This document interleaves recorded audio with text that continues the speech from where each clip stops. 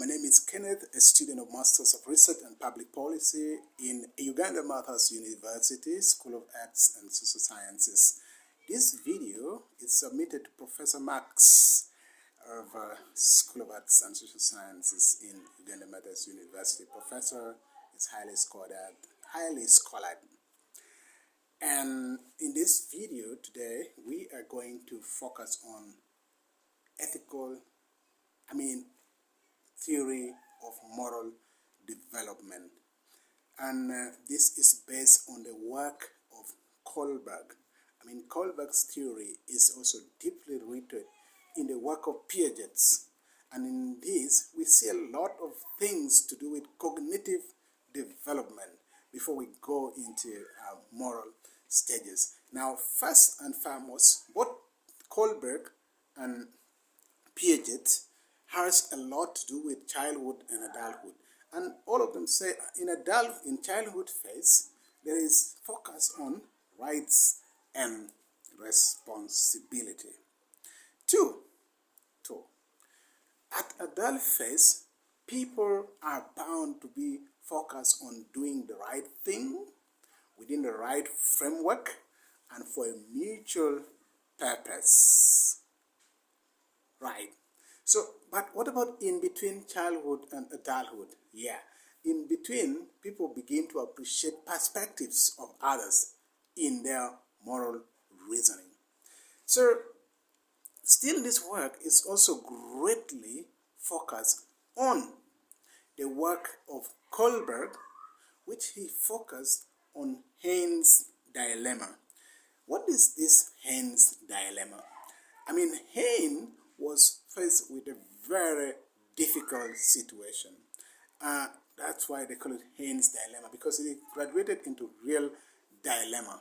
So Haynes had a wife who was sick of cancer. So he was faced with a situation to save the life of his wife.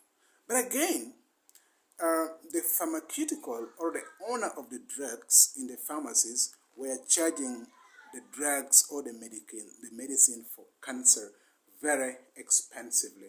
So in this case, what should Ain do? Yeah, in the end, Ain broke into the medical store in the pharmacy and stole the drug which he took to his wife. So there are a few ethical questions and moral dilemma that we have here. So should Ain have stolen the drug in the first place? That's the question. Was it right or wrong? And why do you say so? Now, would a good husband steal? And then, did the druggist have the right or the moral authority to charge that much?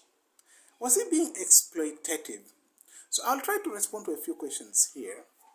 One, someone who is bound to be punished by law. That's, should Hayne have stolen the drug first of all? Yeah, he was bound to be punished by the law, bound to be rejected by his wife. The wife is losing the battle to cancer. So paying the ultimate price was for Hayne to steal to save the life of the wife.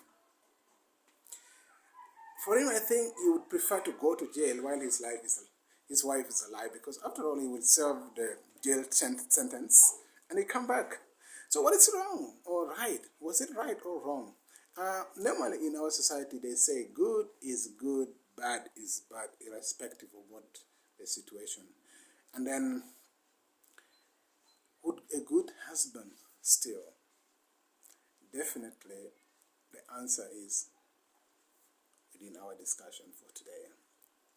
So the obvious answer is that in this situation, you would rather steal to save life and pay the ultimate price, maybe through other channels of punishment. Because also in Kohlberg's theory, it says there is fear of punishment.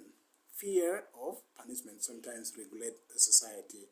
And here the moral question is the moral institutionalization. Society values. And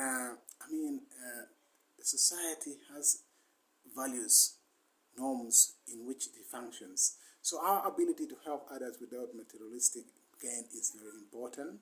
So this takes us to the pharmacist charging so expensively. and I think he didn't have the moral authority. He has the pattern, the moral right of the pattern, but I think for the common good of the society, you are bound not to exploit the environment in which you live, because in the end, it will again come back to you in another way. So, moral development is strongly influenced by the environment and interpersonal factors, where the situation where we live, how we interact with our family, how we interact with our culture, our tradition, they play a lot also. And then in children and young people, it has a lot to do with their cognitive changes, their emotions, their neurodevelopment. These are some of the things that we see too much embedded in the work of Kohlberg, as he discussed the children and the phases and the stages. We realize that Kohlberg himself also had a very rough, a very tough background. I mean, he developed a medical condition, developed an infection that almost gave him a frustration, so much regret, to the extent that we believe he committed suicide and died. Now, our pattern in behavior is also shaped by our cultures, our values, our norms, how we operate in the society, and understanding these stages offers us very helpful insights and it guides our decisions and behaviors.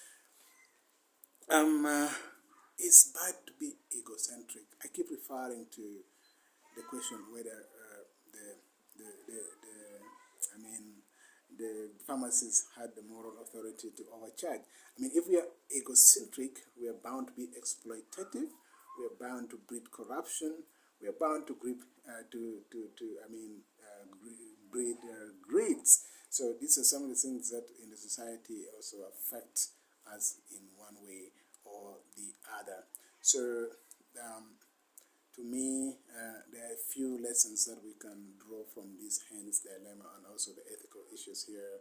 There is a supremacy of life as people. We have law and order, which is always in operation. So we also have a Kohlberg theory, which suggests moral logic is primarily focused on seeking and maintaining justice. And I think to us, we should always focus on what is a common good for the society, what is good for all. I mean, if we could attain a state of universal good, that would be awesome, that would be great. And if we can work so hard as a society, as a community, for a peaceful, coexistent, harmonious life where everyone is valued, the society can function in a more peaceful manner. So today we will have to stop there in our discussion, and we'll be uploading more videos on YouTube. We'll be uploading more videos on our School of Arts and Social Science portal, student portal, and we'll carry on more discussion. Thank you for watching this video for today. We'll continue making and meeting. God bless you. We say Asantineni, Webere Munonga. Thank you very much for listening.